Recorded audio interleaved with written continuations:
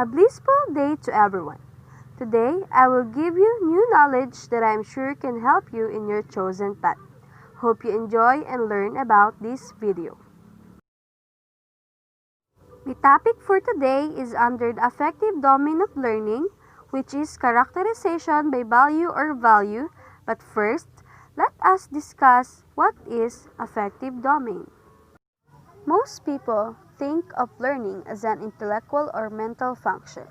However, learning is not just a cognitive or mental function. We can also learn attitudes, behavior, and physical skills.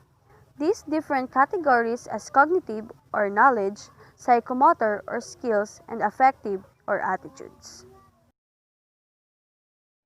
Benjamin Bloom, the proponent of Bloom's taxonomy.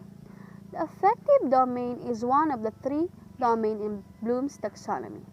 In the 1950s, Benjamin Bloom headed a group of educational psychologists, including David Rothwell, whose goal was to develop a system of categories of learning to assist in the design and assessment of educational learning.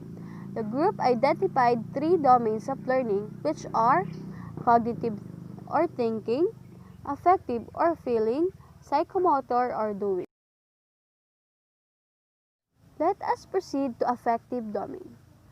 Affective domain involves our feelings, emotions, and attitudes. This domain includes the manner in which we deal with things emotionally, such as feelings, values, appreciations, enthusiasms, motivations, and attitudes. For us to deeply understand the affective domain, here is a video presentation which discussed about the three domains of learning. Much as the butcher conveniently divides a cute, fluffy chicken into delicious pieces, academics divide the mechanisms of human learning into three domains: cognitive, psychomotor, and affective. The cognitive domain involves intellectual skills and organizes those skills in a hierarchy based on degree of complexity. Relatively simple skills, such as the learning and recalling of the facts, are placed at the bottom of the hierarchy, while more complex skills, such as analysis and synthesis, are placed on the top. Not surprisingly, this domain is most often the focus of the educational system. For example, a student of literature might first memorize facts about Hamlet. Later, that student would write essays analyzing the theme of revenge or some other crap. At the highest level, the student would draw from the lower level skills to create original works of literature, preferably superior to those god-awful Twilight books. Sparkly vampires? Seriously? The psychomotor domain involves the adoption of skills requiring hand-eye coordination and other physical tasks. It doesn't have a whole lot to do with library instruction, so we're going to skip right on over to the affective domain! Yay! Which involves attitudes and values. It describes how people progress from ignorance of a subject to making that subject an integral part of who they are. At the lower levels, a person learns that a subject exists, chooses to pay attention to it, and responds to it with goodwill. At higher levels, the person makes an effort to interact with the subject, eventually making it a determining force in his or her life. For example, that same student of literature would begin by becoming aware that Hamlet exists, decide to read it, and enjoy the experience. Later, the student would acquire other plays and read them, maybe attend a performance. At the highest level, the student would come to appreciate literature as something of enduring value, and make it a permanent part of his or her life. This three-way division exists purely for academic convenience. Learning domains are actually deeply interconnected, like the chicken is to its wings and drumsticks. Just as the chicken becomes significantly less cute when subdivided, learning tends to suffer when domains are addressed in isolation. As what is shown in the video, affective domain has its 5 subdomains, which are receiving, responding, valuing, organization, and the main topic for today, which is characterization by value or value.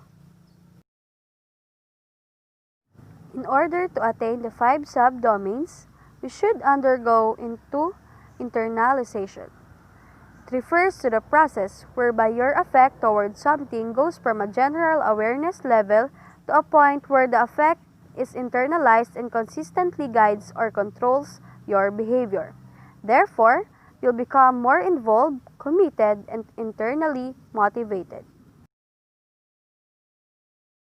And now, let us proceed to characterization by value or value.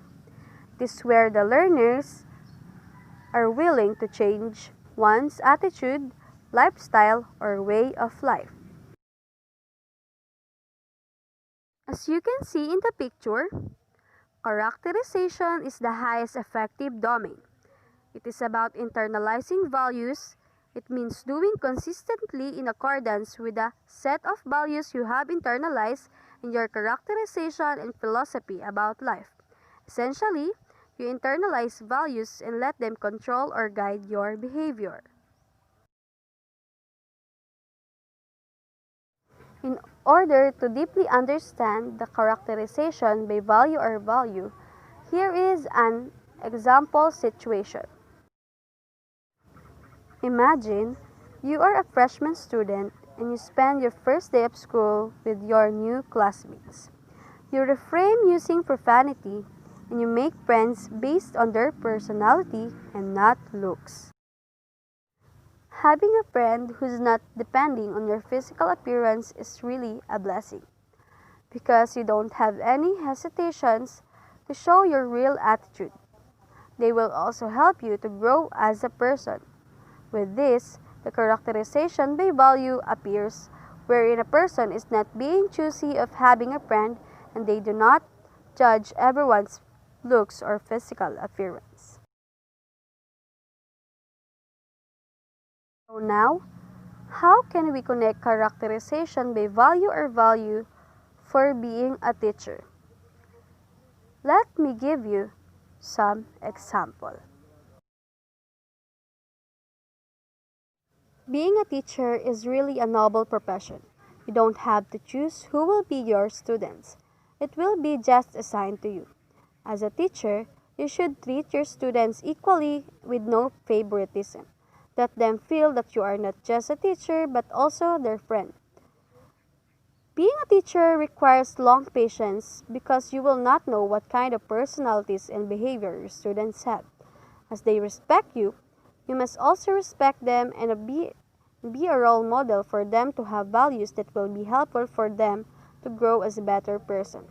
Also, an educator, you must also learn from your students because it will also help you to be better and will give you strength as you go through.